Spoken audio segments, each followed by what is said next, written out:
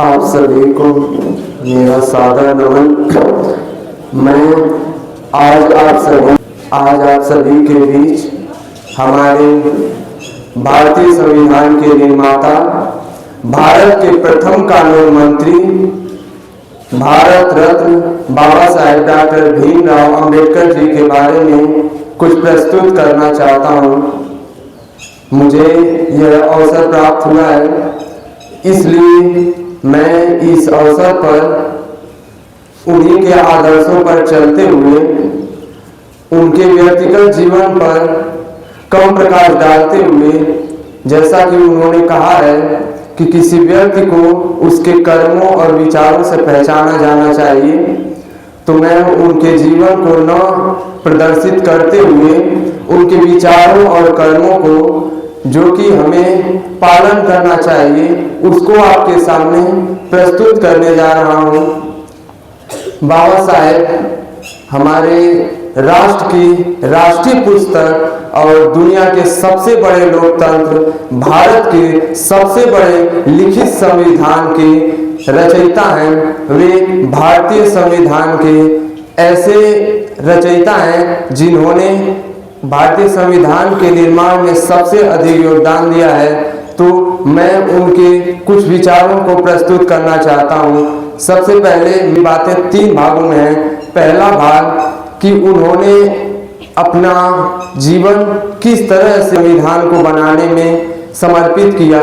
दूसरा भाग है कि कुछ लोगों को लगता है कि बाबा साहेब किसी वर्ग विशेष के नेता हैं, तो मैं स्पष्ट करना चाहता हूँ बाबा साहेब किसी वर्ग विशेष के नेता नहीं है, वे राष्ट्र के नेता हैं। और मेरा तीसरा भाग होगा कि वे किस प्रकार भारत की आज़ादी में तो उतना योगदान नहीं दे सके, लेकिन भारत को अखंड और आज़ाद बनाए रखने के लिए उन्होंने जो योगदान दिया है वो सदैव अविस्मरणीय। तो मैं सबसे पहले उनके संविधान निर्माण में योगदान पर प्रकाश डालना चाहता हूँ। बाबा साहेब भारतीय संविधान निर्माण समिति के प्रारूप समिति के अध्यक्ष थे और उस समिति में लगभग 7 या 8 लोग थे, जिन लोगों में से सबसे अधिक योगदान उनका रहा।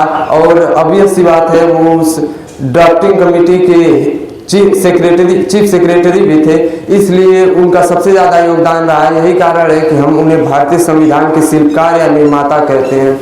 और उन्होंने अपने जीवन का सबसे लंबा समय संविधान निर्माण में लगाया और अपनी पूरी जीवन में कमाई हुई शिक्षा का पूरा हिस्सा उन्होंने इस संविधान को बनाने में दिया, जिसकी वजह से भारत आज भी आज़ाद है और हम आज़ाद भारत के हिस्से हैं।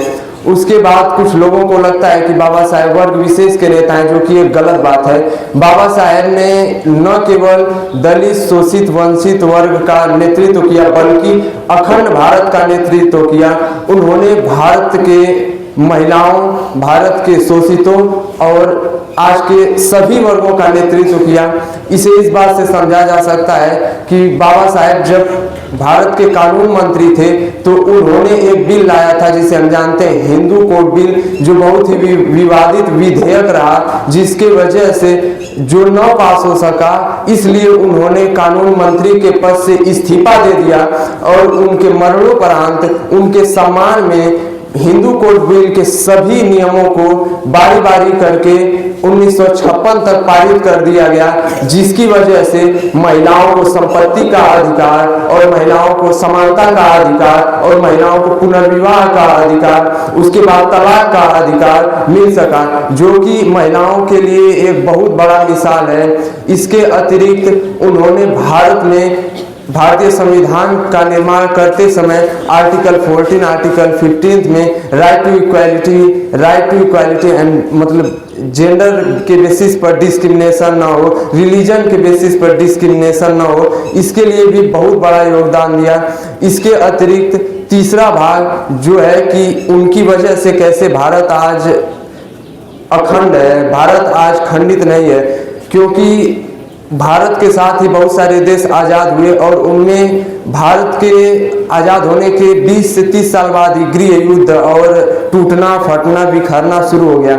लेकिन भारत आज भी वैसे का वैसा ही है, क्योंकि उन्होंने भारतीय संविधान का निर्माण करते समय अपने पूरे ज्ञान का उपयोग किया और विशेष तौर पर सरदार वल्लभ भाई पटेल जी के आदर्शों पर चलते हुए उन्होंने भारत को एक ऐसा ढांचा प्रदान किया, ऐसा संघीय ढांचा प्रदान किया जिसकी वजह से आज भारत अखंड है। और इसका एक विशेष कारण यह भी रहा क्योंकि हम जानते हैं कि भारतीय न्याय सिस्टम, भारतीय सत्ता विभाजन के क्षैतिज वितरण के वे तीनों अंगों के सदस्य रहे, कार्यपालिका के सदस्य रहे, व्यवस्थापिका के सदस्य रहे और न्यायपालिका के भी सदस्य रहे। न्यायपालिका के सदस्य इस प्रकार रहे कि वो एडवोकेट थे और कार्यपालिका के सदस्य इस प्रकार रहे कि वे भारत के पहले कानून मंत्री थे और व्यवस्थापिका के सदस्य इस प्रकार रहे कि वे भारतीय राज्यसभा के सदस्य थे।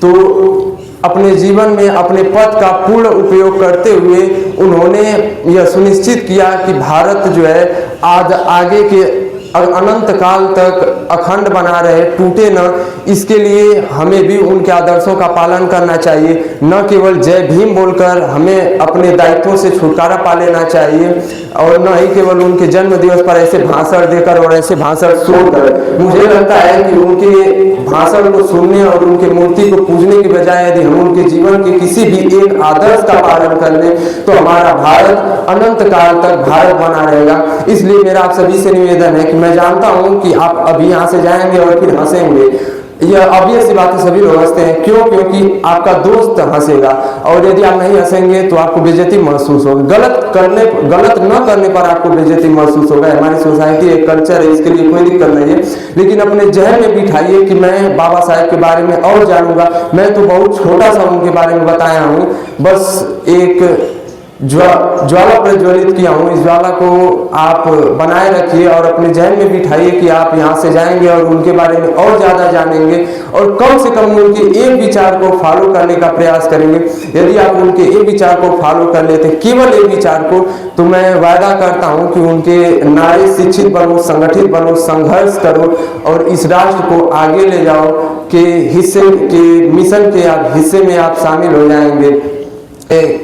मोहम्मद इकबाल साहब के संकलन तराना-ए-हिंद से कुछ लाइनें प्रस्तुत करना चाहूँगा जो कि सारे जहाँ से हिंदुस्तान हमारा से लिया गया है। यूनान ओ मिस्र ओ रुमा सारे मिट गए इस जहाँ से, मगर है बाकी अब तक नामो निशा हमारा। कुछ बात है कि हस्ती मिटती नहीं, सदियों रहा है दुश्मन दौरे जमा हमारा। धन्यवाद।